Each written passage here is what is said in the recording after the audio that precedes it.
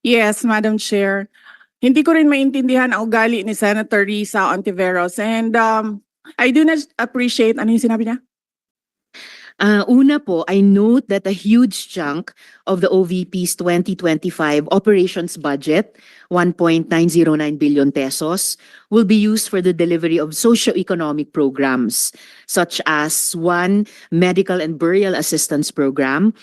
This supplements other healthcare programs of the government to assist indigent individuals and families. For 2025, 771.445 million will be allocated for the program. Sa loob niyan, 600 million pesos for medical assistance and 171.445 million for burial assistance, which are, Madam Chair, very similar to the medical assistance to indigent or financially incapacitated patients program o MAIF-IP of the DOH. And DSWDs, Assistance for Individuals in Crisis Situations, or AICS. Pangalawa, disaster operations, which aims to provide relief goods to disaster-stricken areas not commonly reached by other agencies. Para doon, 101.644 million pesos. And is also similar doon naman sa disaster risk management program of the DSWD. Third, relief for individuals in crisis and emergencies, or providing food boxes or food items to families who are ineligible for OVP's other services. So 50 million pesos, which is also similar to DSWD's AICS. And last, Magnegosyo Taday, livelihood assistance for those with entrepreneurial skills, 150 million pesos, which is also similar to DOLES naman, Integrated Livelihood Program o DLIP. So, ang tanong ko po dito, Madam Chair, anong nag-lead sa OVP na mag-consider na i-launch yung ganitong programs? May ginawa bang studies para suportahan yung pagkakaroon ng ganitong programs na parallel naman sa katulad at existing programs ng iba't iba nating line agencies, Madam Chair? Yes, Madam Chair. Thank you. Noong ako po ay nangampanya, tatlo lang po yung sinabi ko na plataforma. Una po, trabaho. Pangalawa po, edukasyon. At tatlo, mapayapang pamumuhay para sa ating mga mamamayan. Nung pumasok po kami sa Office of the Vice President, tiningnan po namin ang mga pinakamaraming requests ng ating mga kababayan. Una-una po, ang lagi po naming natatanggap na request ay medical and burial assistance. Pangalawa po ay financial assistance. Pangatlo, lagi silang humihingi ng tulong sa pagkain. At pang-apat, very recently, sa tali ng mga requests, no? Yes, sa tali ng mga requests is yung educational assistance na sinasabi ng mga kababayan natin. Sinasabi namin lagi sa kanila, libre naman yung public schools. Ngayon ay libre na rin yung higher educational institutions. Pero sinasabi nila nahihirapan kasi sila sa plete, nahihirapan sila sa pabaon ng mga bata at sa pagkain ng mga bata. Kaya meron kaming bago, ito yung educational assistance. At ang panghuli naman, lagi naming natatanggap na request galing sa ating mga kababayan ay kapag sila ay naging biktima ng disaster, whether man-made or natural disasters. So sila po ay lumalapit sa Office of the Vice President. Totoo po, merong mga ibang local government units at ibang national government agencies na ganito po ang kanilang programa. Pero po, nung ako ay umupo as a Vice President, I took an oath, and doon sa oath, I said that I will do justice to every man. So hindi po kami pwedeng humindi sa mga tao na humihingi ng tulong, lalong-lalo na ay kaparte ng gobyerno ang Office of the Vice President. Salamat, VP, Madam Chair. Sabi nga ng VP, Madam Chair, libre na yung public school, libre na rin yung higher education, bagamat ni-note nila na sinasabi ng mga nagre-request na nahihirapan pa rin sila sa ilang mga programs na nakalodge sa ilalim ng libreng edukasyon na iyan. Kaya nga kinonsider nilang mag-launch ng ganitong mga katulad na programs. Iko-consider ba ng VP na i-lodge na lang yung mga budgets nitong mga programa dun na lang sa mga line agencies natin. Tapos mag-request na lang ang OVP ng allocation para in sync sa priorities ng executive department sa halip na magkaroon pa ng hiwalay pero magkatulad naman na programa, Madam Chair. Madam Chair, we only submit the budget and we leave it to the discretion of all the members of Congress to decide on the budget. We can only propose a budget for the Office of the Vice President. Pero magbibigay po ako ng halimbawa kung ganun po ang gagawin natin. Tulad po ng AIX ng DSWD. Kapag meron po kaming nire-refer o binibigyan ng endorsement ng AIX sa DSWD, kadalasan po nasagot sa amin ay hindi pwede dahil galing yan sa Office of the Vice President at kalaban yan. Minsan po, totoo yan na pupolitika ang assistance para sa ating mga kababayan. Kaya po, uulitin ko, ang mga tao naman kasi hindi sila tumitingin sa politika. Tumitingin lang sila na itong opisina na ito ay opisina ng gobyerno at pwede kaming humingi ng tulong doon. And so I go back to the oath that I shall do justice to every man at kaya po kami nandito at kaya po kami merong mga ganito na mga projects sa Office of the Vice President. Salamat VP, Madam Chair. Wini-welcome ko yung sinabi nila na the VP would leave it to the discretion of the members of Congress. Medyo nagitla ako nung sinabing minsan pag may nire-refer ang OVP para sa AIX, ang feedback ay kalaban niyan. Dahil Madam Chair, I believe tayo sa Kongreso when we appropriate the budget, merong implicit na assumption tayo doon na pagkatapos in the exercise of our oversight function, yung parehong level ng professionalism we demand of ourselves ay presumption of regularity ina-expect natin sa lahat ng members ng executive, lalo na when they are working together. Kaya gaya ng sinabi ko kanina, wini-welcome ko yung sinabi ni VP na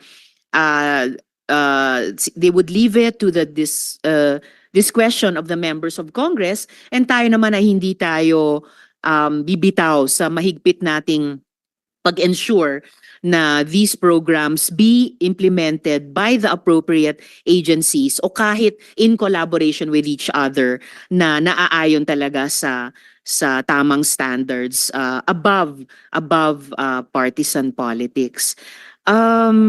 And therefore, at the proper time, Madam Chair, gagawa ako ng proper motion para i-lodge yung budgets ng mga programang ito sa line agencies na may klarong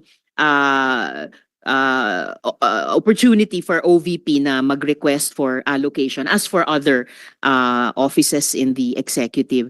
Yung huling tanong ko sa ngayon, Madam Chair, for 2025, one of the OVP's programs, Pagbabago Campaign, 1 Million Learners Entries, involves the provision of bags to 1 million learners in remote communities while initiating tree planting activities.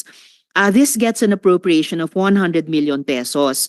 Part of this campaign is an allocation of 10 million pesos for the distribution of Isang Kaibigan books, a children's book authored by the VP. Let me make a rebuttal and another example of politicizing the budget of the government. Ito pong sinabi ni Senator Risa Ontiveros na at the proper time she'll make a motion to lodge the budget, the requested budget of the OVP to the other agencies. Let me just quote Senator Risa during the Akbayan Congress. Alam ko po na ang daming kalat ni Duterte na hirap tayong linisin. Ang kadiliman noong panahon niya ay talaga namang nanuot sa ating lipunan para mansa na napakahirap tanggalin. At habang ang anak niya ay may kapangyarihan pa, hindi magiging madali ang ating laban. While VP Sara is in power, the threat of a full-blown Duterte comeback is still a very real and present danger. For one, they are supported by one major superpower, China. So that is an example of politicizing the budget of the government. May we request, Madam Chair, that Senator Risa Ontiveros repeat the last question. I will certainly, if you request, Madam Chair, repeat my question dahil walang kinalaman sa kasasabi lang ng VP ngayon. Alam nating lahat na miyembro ng iba't ibang partido, yung speeches natin sa ating mga kamiyembro sa mga party congresses ay hiwalay na event dito sa budget debates. So, I really take exception dun sa sinabi ni VP na rebuttal iyan dahil halimbawa ito sa politicizing. In fact, wala akong tinanong tungkol sa China o kahit sino pa mang ibang bansa dito sa budget hearing na to. I am asking about yung national budget na ipapasa natin sa Kongreso para sa bansang Pilipinas sa taong 2025. At ang pangalawang at huling tanong ko sa ngayon, before I make at the proper time propose an amendment which may or may not be accepted by the chair and by the colleagues para nga mas i-align ang mga kaperahan natin lalo na't masikip ang fiscal space natin dun sa mga appropriate programs sa appropriate agencies na malayang-malaya ang OVP makipag-partner sa kanila tulad ng sino pang opisina sa executive. Ang tanong ko po ay ilang mga libro ng isang kaibigan ay bibilihin at i-distribute at ano, if the VP could tell us more about the contents ng librong ito. Madam Chair.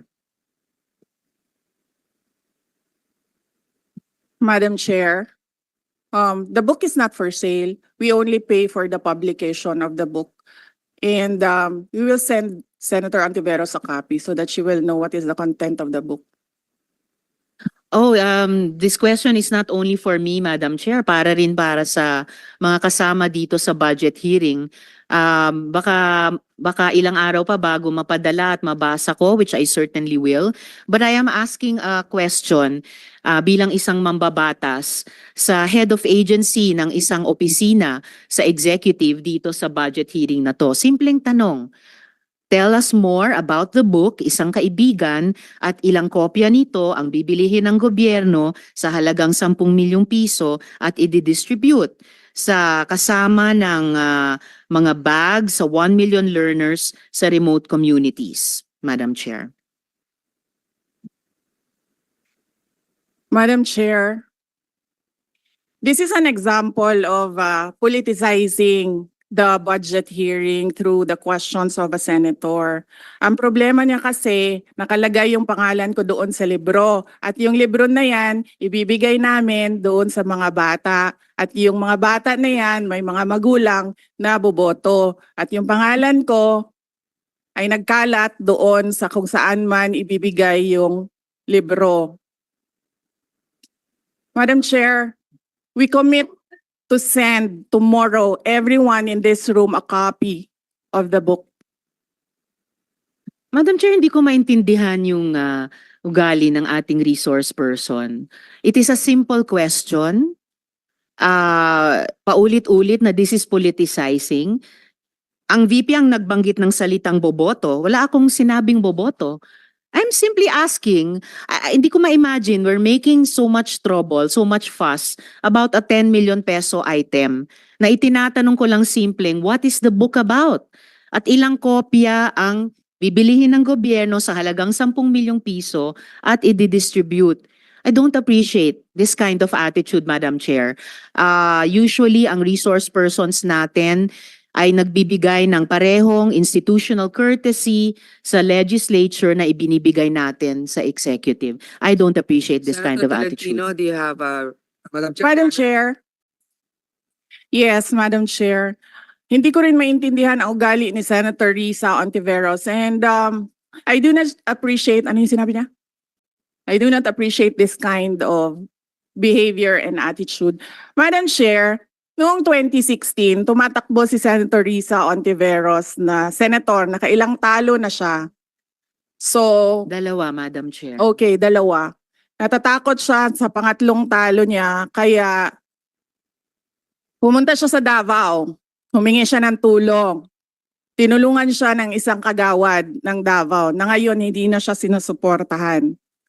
Humingi siya ng tulong sa akin, thinking na hindi mananalo si President Rodrigo Duterte. Kinausap niya ako ng kinausap doon sa law office ko sa Davao City.